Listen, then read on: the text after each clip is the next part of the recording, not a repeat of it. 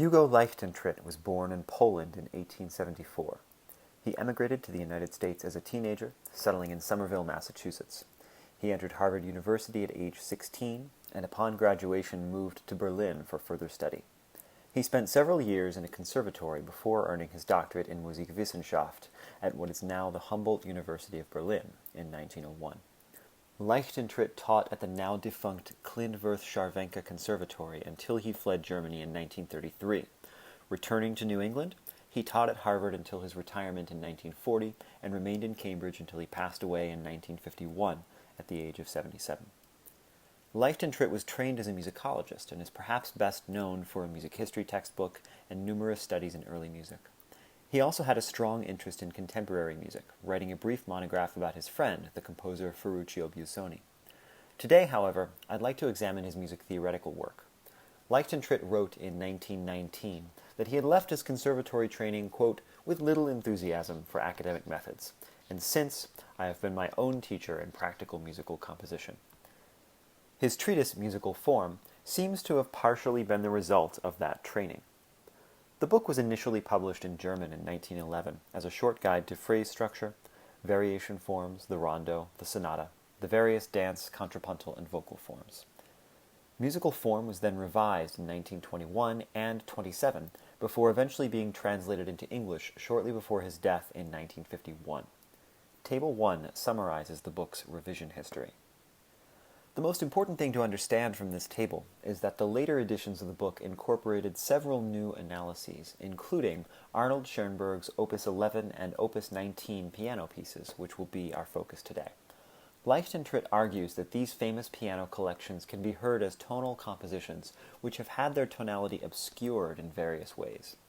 Today, I will explore Leichtentritt's arguments and position his analyses within three successively larger contexts: Leichtentritt's own methods of instruction from earlier in the treatise, the critical and analytical tradition that surrounds Igor Stravinsky's neoclassical works, a repertoire for which recomposition has become a common mode of analysis, and third, recompositional approaches to post-tonal repertoire more broadly.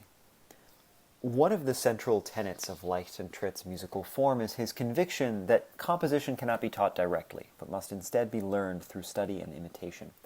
One of his most frequent pieces of advice is that students should study exceptional phrases of music and learn to reverse engineer them into simpler, more syntactic forms.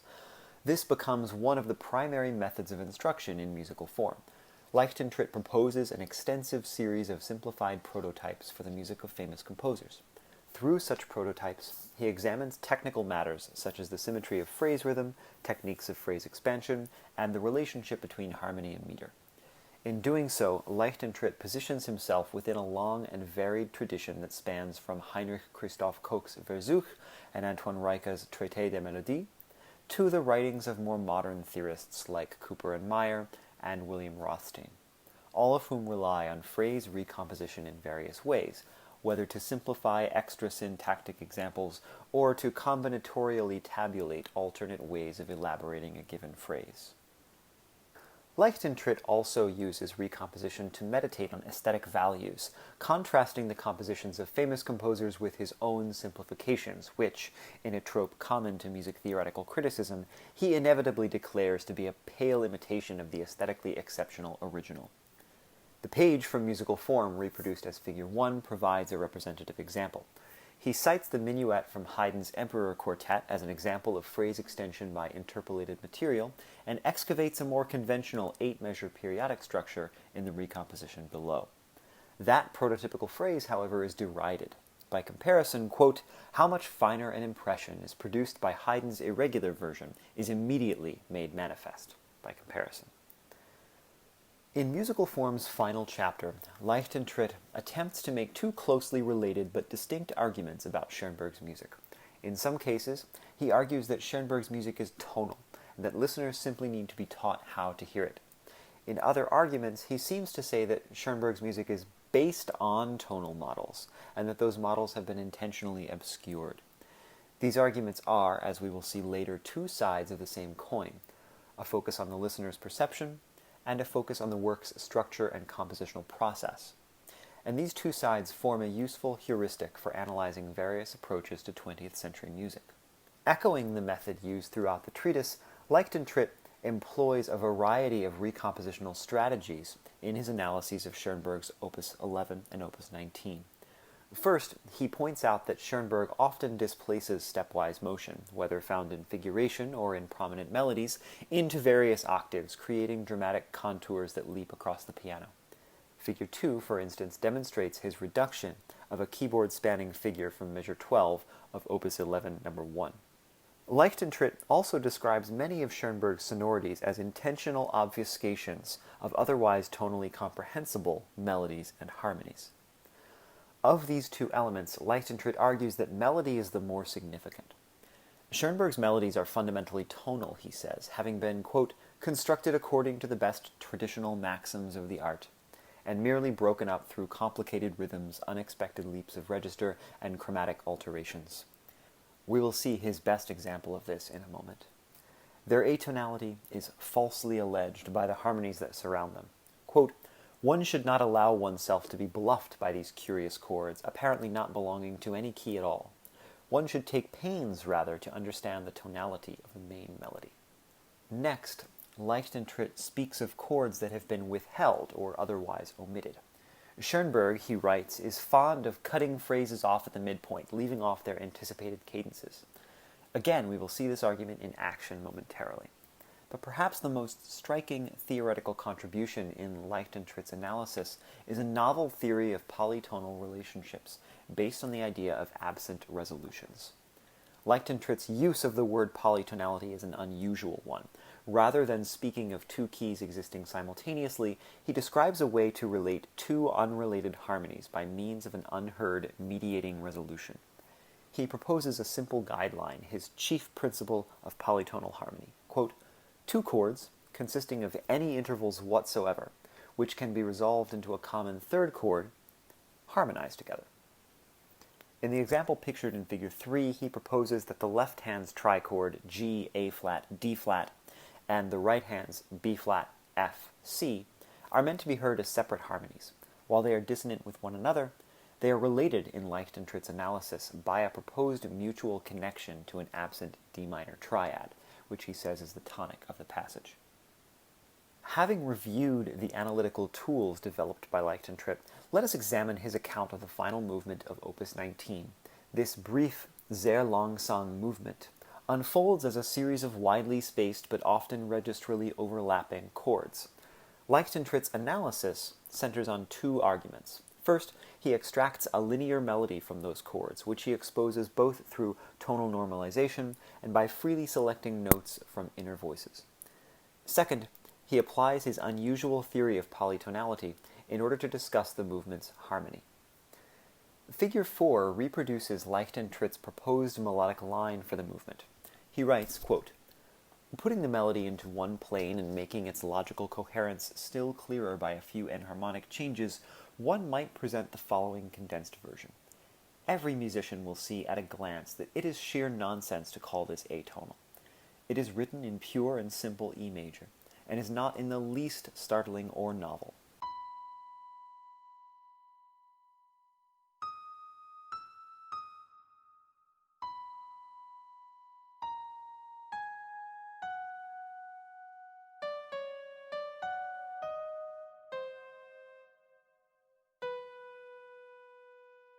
Every note of Leichtentritt's recomposition can be traced back to the original piece.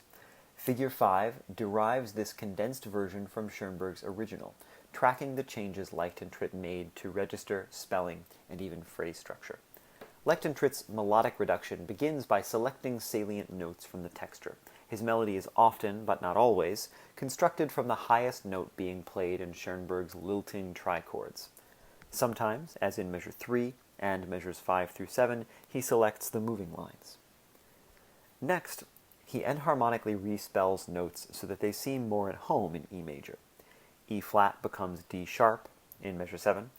More daringly, B flat becomes A sharp in measure 5. The descending B, A sharp, G sharp, F sharp tetrachord in which it participates is perhaps the weakest point in Leichtentritt's case for an E major reading, sounding more like B or even coming to rest on F sharp. Finally, he stops before the end, selecting B in the final measure for his melody's final pitch, and omitting Schoenberg's ending. The harmonization of that B seems to be the most compelling moment of Leichtentritt's tonal hearing of the piece. With A and F sharp beneath, the chord may be momentarily heard as a 5-4-2 in E before the left hand's intrusion. It is also a recapitulation of the piece's first harmony. It's not difficult to imagine Schoenberg merely leaving the final tonic off, as in Robert Schumann's Im wunderschönen Monat Mai from Dichterliebe. In the absence of any harmony in this reduced melody, that final B seems almost to stand simultaneously for dominant and tonic. Were he to complete his recomposition with left-hand accompaniment, it's likely that Leichtentritt would provide the tonic that he so often argues is being intentionally withheld. As it stands, hearing the melody in isolation often seems to imply B major rather than E, when it implies a key at all. Along with his selections and respellings, Leichtentritt also standardized the melody so as to impose a stronger sense of 4/4 meter than is present in Schoenberg's original. By reducing the relative duration of the opening pitch, he compresses the phrase from 9 measures to 8, implying a more regular structure. If we compress the time frame in which the work unfolds, we might well find that this metric suppression requires us to de-emphasize the contrapuntal interplay between the hands. Leichtentritt's other argument about Opus 19, number 6, involves his theory of polytonal harmony, invoked here to argue for an E major tonal center. In this case study, however, his application of the rule is more restricted. The harmonies he highlights in figure 6 are all tied to a single absent tonic, that is, they have a sense of key, he says. Any 2 or 3 chords which can be resolved to the same chord, he restates the rule, may be played together. Each one of these chords may be naturally resolved into E major. Schoenberg omits the resolution, but in spite of his dexterous manner, he cannot destroy the tonality of the piece, which remains E major to anyone who really understands what happens. As I said in the introduction, Leichtentritt's approach to Schoenberg's free atonality treads the line between 2 different tonality-based approaches to post-tonal music. Attempting to hear a work according to tonal tendencies, perhaps in a highly chromatic context, and searching for ways in which the music may have been constructed according to tonal models that were then intentionally obscured. To borrow Jean-Jacques Nattiez's terms, we might conceive of these as aesthesic and poietic recompositions, respectively.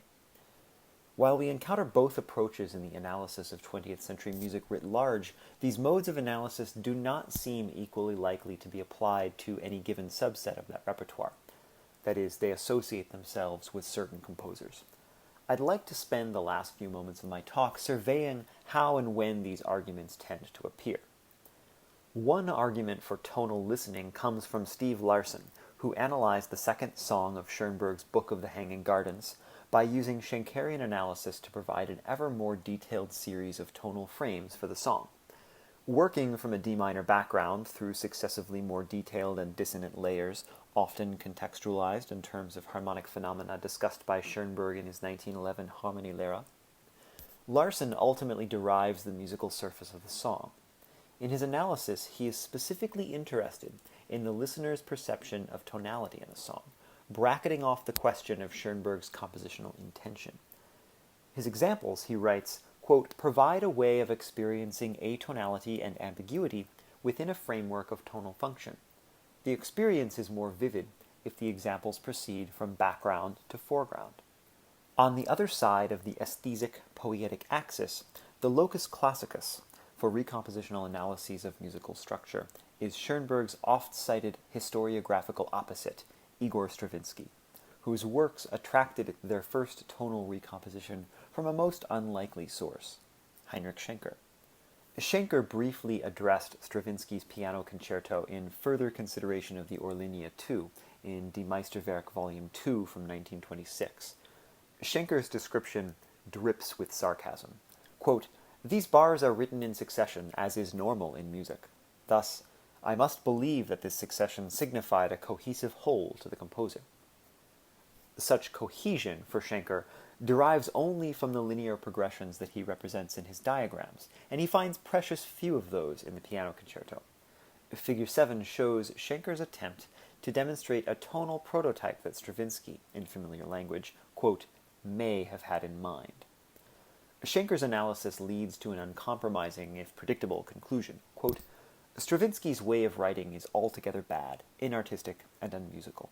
It is unnecessary to contemplate what connection the passage cited might have with what precedes and follows it, for no composer can possibly control the large dimension of form, unless he is able to express a convincing structure of even 16 bars length. But while Schenker may have intended mockery in his recomposition of Stravinsky, others have used the method to great effect. As Milton Babbitt has noted, Schenker was onto something. Quote, It is a considerable irony that Schenker's analysis of only 16 measures of the piano concerto provided the most revealing insight into the procedures of Stravinsky's composition. More recently, such reverse engineering analyses have become an accepted standard for dealing with Stravinsky's music. Through her sketch studies of the violin concerto and Dumbarton Oaks, Lynn Rogers has provided documentary evidence that Stravinsky worked in this way. The rhythmic and contrapuntal dissociations often identified in his music were sometimes constructed incrementally, proceeding from models that were simpler, more harmonically integrated, and more regular structurally and rhythmically. More recent scholars have been inspired by Rogers to turn to recomposition as one of their primary working methods. Studies by Joseph Strauss, Donald Trout, and Sarah Eicher have all argued that reconstructing hypothetical tonal models is one of the best ways to understand Stravinsky's neoclassicism. As Trout puts it, quote, Much of Stravinsky's music, and especially the neoclassic material, sounds as if it was composed with a more syntactically normative model in mind. In this scenario, the composer's goal is to mask the hypothetical underlying model while still preserving enough of its elements to conjure up familiarity in the listener's mind. Constructing a plausible underlying model can go a long way towards illustrating just how Stravinsky disguised it. Comparing these two descriptions of Stravinsky helps us to contextualize Leichtentritt's approach to Schoenberg. In 1927 and 28, only a year or two after the passage from Schenker, there were aesthetic stakes to Leichtentritt's recompositions. In such a climate, arguing for the music's tonal grounding was arguing for its value and its validity in the face of Schoenberg's often polarized reception history. Leichtentritt's mission was to show that Opus 11 and Opus 19 were, quote, constructed not only sensibly, but strictly, logically, and concisely. While proving such logic often remains a primary goal of music analysis, the aesthetic stakes have been rendered much less dramatic by the musical developments of the past century. Still, if hearing Stravinsky's neoclassical music recomposed to align with tonal models sounds intuitive, then perhaps Leichtentritt's recompositions feel unintuitive, because they fly so baldly in the face of the most established tool that music theorists have devised for dealing with Schoenberg's atonality: pitch-class set theory. One of the most surprising findings of my research on post-tonal recomposition thus far is the fact that neither Alan Fort nor any who have followed him seem to have ever recomposed the music of the Second Viennese school. No matter the temptation to show just how elegantly constructed a series of pitch-class sets might have been if only a few notes were different, I have yet to find an example of a theorist from the second half of the 20th century giving in and proposing a hypothetical correction.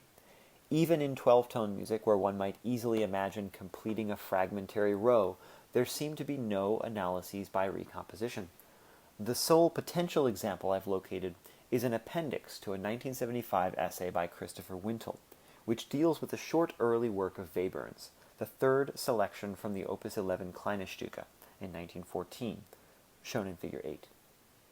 Wintle argues that the piece closely emulates Milton Babbitt's notion of a derived set, a technique common in Webern's mature 12-tone works, in which the set consists of 4 trichords of the same set class, related to one another by inversion and retrograde. Wintle points out traces of this practice in the piece, and he proposes some 12-tone sets that could have arisen had Webern created a fully derived set for the piece.